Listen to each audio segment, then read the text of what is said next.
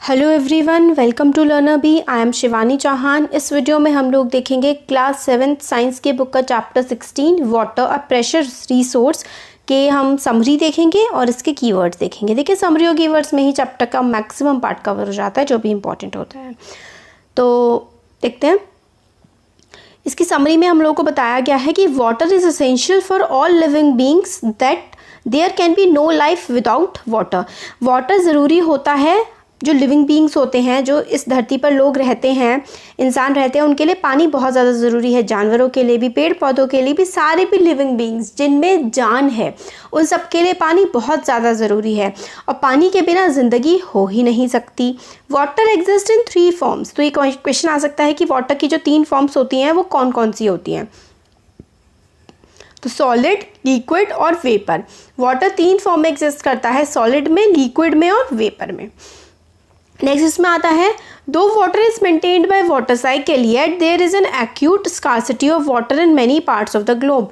Water का maintain कर लेता है वाटर अपने आप को वाटर साइकिल से। देखिए, वाटर साइकिल आप लोग पहले भी पढ़ चुके हैं, पहले की क्लासेस में, कि वाटर का इवेपोरेशन होता है, भाप बन करके वो ऊपर जाता है, तो फिर वो बादल बनता है और बादल से बारिश होकर के वो नीचे आ जाता है।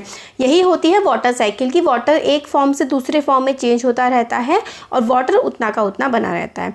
बट उसके बाद भी पूरी दुनिया में एक्यूट स्कैरसिटी का मतलब होता है पानी की बहुत ज़्यादा कमी है हमारी दुनिया के कई सारे पार्ट्स में। There is an uneven distribution of water. Much of it has resulted from human activities. और uneven distribution है पानी का मतलब पानी बराबर डिस्ट्रीब्यूटेड नहीं है, बराबर बटा हुआ नहीं है, बल्कि बहुत ही अलग अलग तरह से बटा हुआ है। कहीं पर बहुत ज़्यादा पानी है तो कहीं पर बहुत ही कम पानी है। और इसकी वजह से ह्यूमन एक्टिविटीज़ की वजह से भी ऐसा हो रहा है कि हम लोग क्या कर रहे हैं, डैम्स वगैरह बना रहे हैं, तो किसी जगह तो बहुत पानी हो जा रहा है और कहीं पर पानी की बहुत ज़्यादा कमी हो जा रही है। फिर rapid growth of industries, increasing population, growing irrigation requirements and mismanagement are some of the causes of water shortage.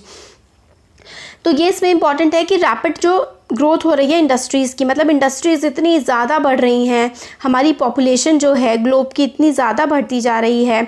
Irrigation का मतलब होता है सिंचाई, फसलों को जो पानी दिया जाता है बोरवेल्स के, कैनाल्स की हेल्प से, उसको क्या हम कहते हैं, उसको हम इरिगेशन या फिर सिंचाई कहते हैं। इंडस्ट्रीज़ को पानी चाहिए होता है, इंडस्ट्रीज़ बहुत ज़्यादा बढ़ रही हैं, सिंचाई के लिए पानी बहुत ज़्यादा चाहिए होता है, पॉपुलेशन बहुत ज़्यादा बढ़ रही है और हम लोग क्या कर रहे हैं, पानी को मिसमैनेज कर रहे हैं, हम लोग ढंग से इस्तेमाल नहीं कर रहे हैं, पानी का वेस्ट ज़्यादा कर रहे हैं। इसकी वजह से क्या हो रहा है कि पानी की शॉर्टेज बहुत ज़्यादा हो रही है, कमी बहुत ज़्यादा हो रही है। तो ये इंपॉर्टेंट है ये वाला क्वेश्चन कि what are the reason for the shortage of water. तो growth of industries, increasing population, growing irrigation, इसकी वजह से, और मिसमैनेजमेंट, ये कॉजेज़ हैं कि वाटर की कमी हो रही है। नेक्स्ट है, we need to be worried about wastage during supply of water through pipes. हम लोगों को मतलब चिंता का विषय है कि जब पाइप से पानी सप्लाई किया जाता है तो बहुत सारा पानी ऐसे ही लीक होकर के बह जाता है। Leaking of taps in buildings and other places, जैसे कि पानी की बूंद टपकती रहती है ना, कई बार क्या होता है कि टंकियाँ टपकती रहती हैं, उससे भी पानी बहुत बर्बाद होता है। अननेसेसरी यूज़ ऑफ वाटर, फालतू में पानी का इस्तेमाल करना। Over drawing from ground water should be avoided.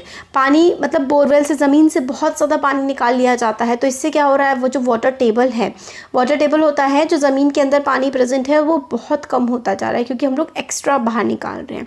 Recharge of water to the ground should be increased.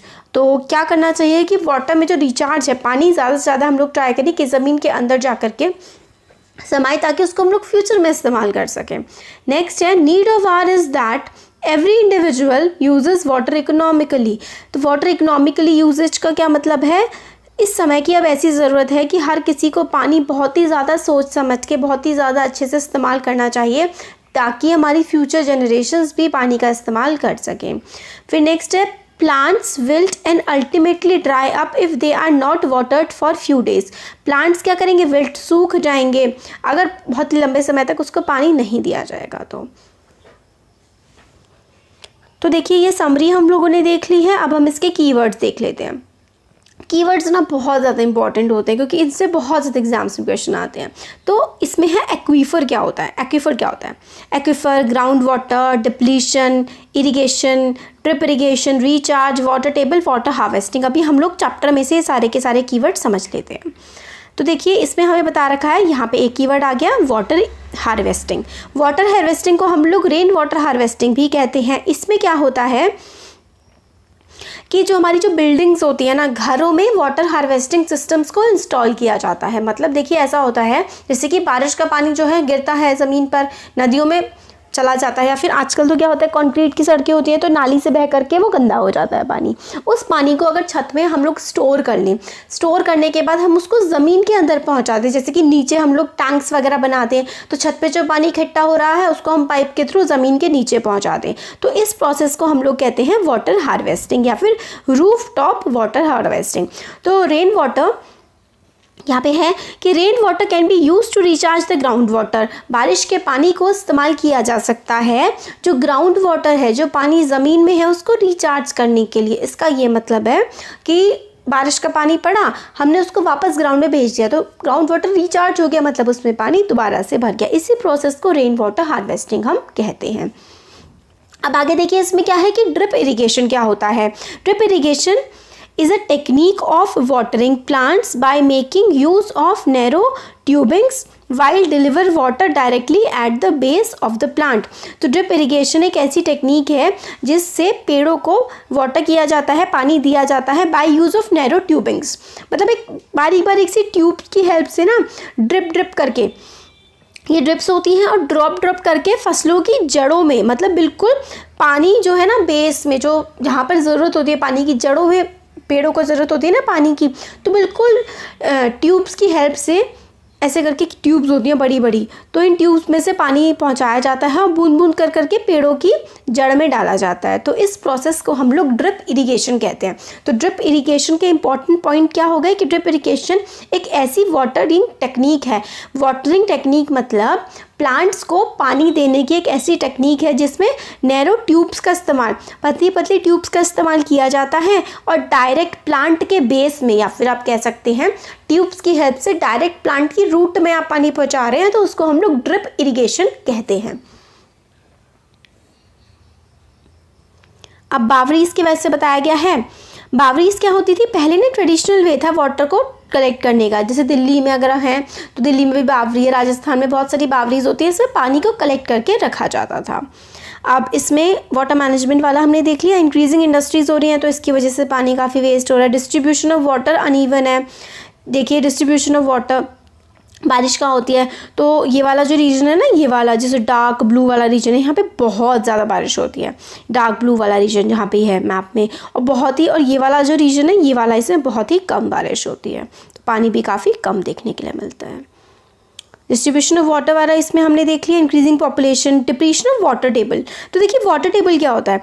Water table जो है वो ज़मीन के अंदर जो पानी जहाँ पर होता है ना, ज़मीन के अंदर जिस एरिया में पानी होता है वही वाटर टेबल होती है। तो देखिए ये वाटर टेबल है। यहाँ तक देखिए ये ज़मीन है, इसके ऊपर पेड़ वेड़ उगे हुए हैं, ठीक है, और फिर इसके कितना नीचे जा कर के पानी जहाँ पर प्रेजेंट होता है ना, ज़मीन के अंदर जहाँ पर पानी प्रेजेंट होता है उसको हम लोग वाटर टेबल कहते हैं। ज़मीन के अंदर वाला जो पानी होता है काफ़ी ज़्यादा, वाटर टेबल के नीचे फिर ग्राउंड वाटर आता है। ग्राउंड वाटर का ही एक पार्ट होता है अलग से, जो रेता बजरी से अलग हो जाता है, वो पार्ट हमारा एक्वीफर होता है। तो वाटर टेबल्स में बताया गया है the upper level of this layer is called water table. हाँ, तो देखिए क्या होता है कि ग्राउंड वाटर में जब हम नीचे नीचे जाते रहते हैं तो बीच में स्पेस आ जाता है, फिर सॉलिड वगैरह आ जाते हैं काफ़ी सारा।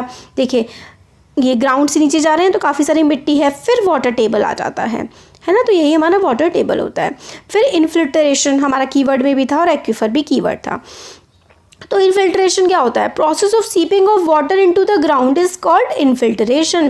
तो पानी जब ग्राउंड के अंदर जाता है, जो बूंद बूंद कर करके जैसे कि पानी जाता रहता है ना, सपोज करिए बारिश पड़ी, ये है हमारा ग्राउंड, इसके अंदर मिट्टी के अंदर जब ग्राउंड के अंदर पानी चला जाता है, process of seeping of water into the ground. Seeping of water का यही मतलब होता है कि जब ग्राउंड के अंदर पानी चला जाता है तो उस प्रोसेस को हम इन्फिल्ट्रेशन कहते हैं।